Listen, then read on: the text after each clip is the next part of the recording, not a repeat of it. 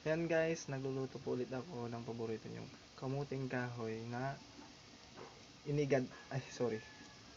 Ito po yun ah.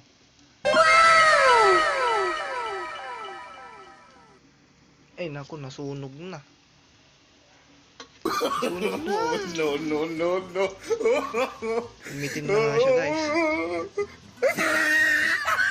Sorry.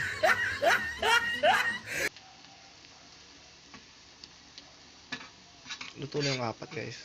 Nalaki ko yung isa kasi para sa akin talaga yan. Merienda namin ng atas.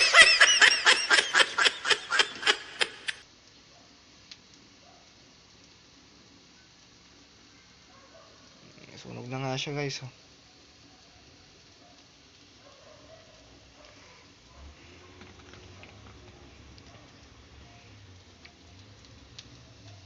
Inaan pa natin yung ano.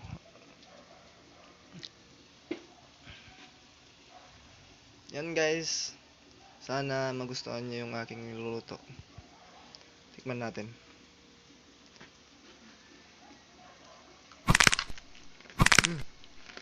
Masarap siya guys. Try niyo sa bahay niyo. Bye guys. See you next time.